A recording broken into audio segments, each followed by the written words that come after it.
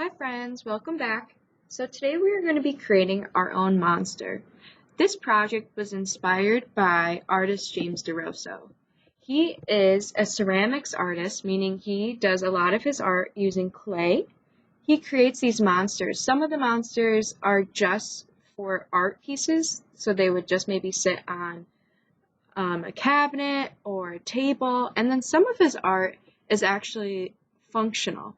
So even though they're monsters, he has toothbrush holders, cookie jars, he makes plant holders, spoon holders, pencil holders. So some of his art, as much as it is fun, it actually works as something to function in the house. I love his art because he spends a lot of time before he creates something out of clay, he sketches it on paper. So today, maybe I want you to think, are you drawing a monster for a purpose? Does your monster have a purpose?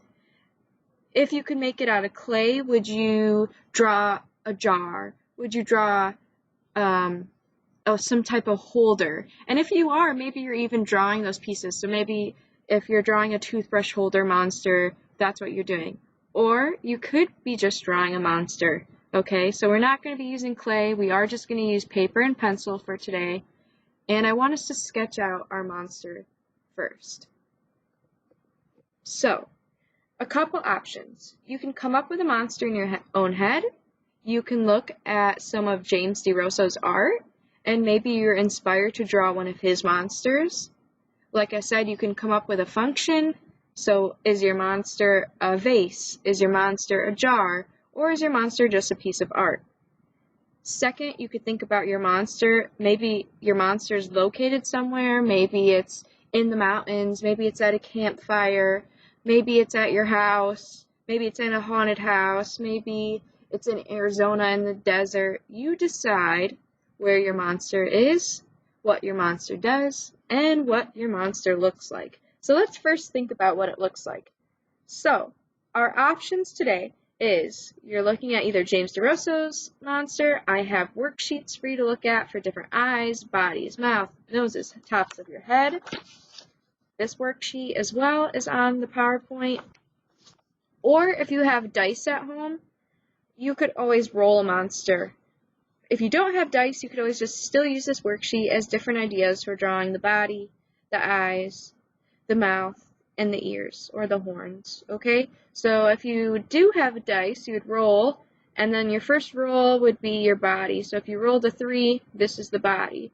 Your second roll would be your eyes. So if you rolled a 5, these would be your eyes, okay?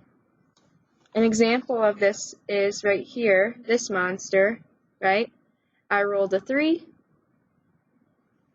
I rolled a 2, I rolled a 5, and lastly, I must have rolled a 1 for those ears.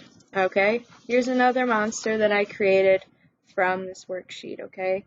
I must have rolled a 6, another 6, a 1, and a 5. However, you can just come up with your own numbers, your own designs. You don't have to use these worksheets if you don't want to, but they are there for your help.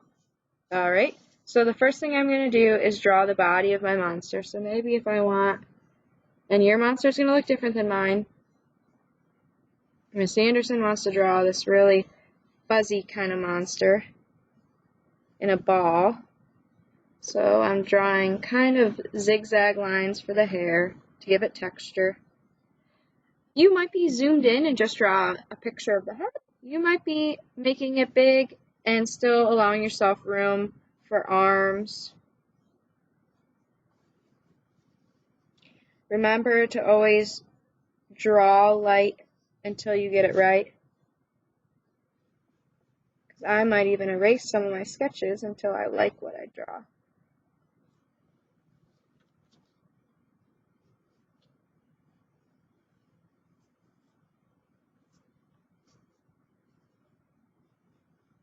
So I want you to choose your body. Choose if you have arms or legs. I think I'm going to just do one kind of big eye.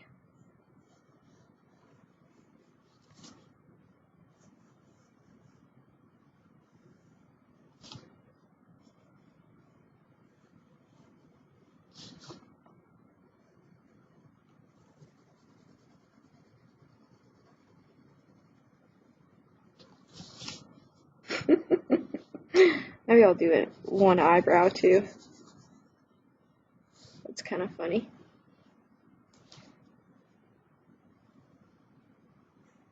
The nose.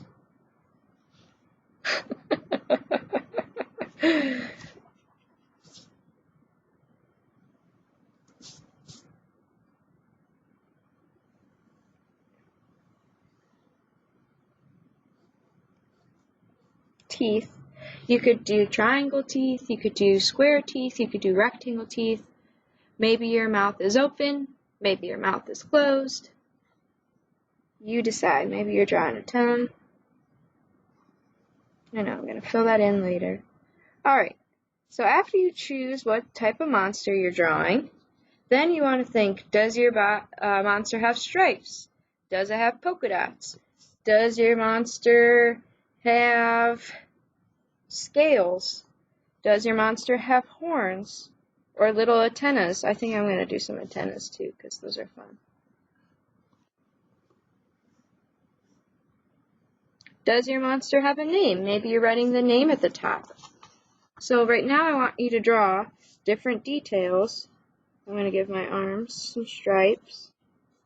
Maybe your monster's wearing tennis shoes.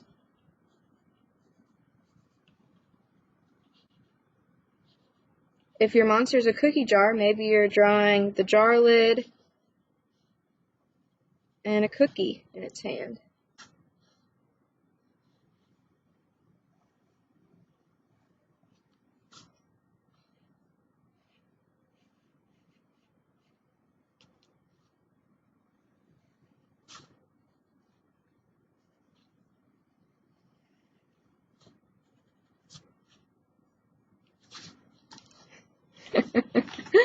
Okay, there's tons of different ways you could draw your monster.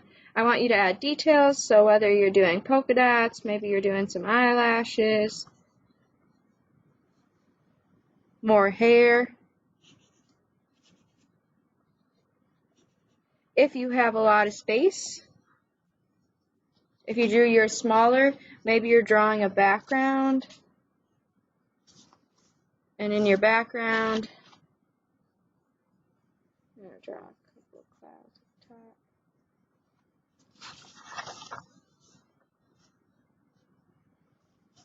This is going to be grass. My monster likes to go outside. Maybe I'll give my monster a flower.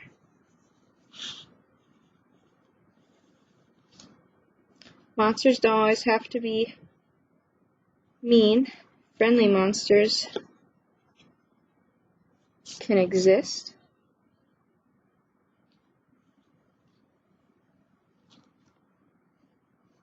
Right?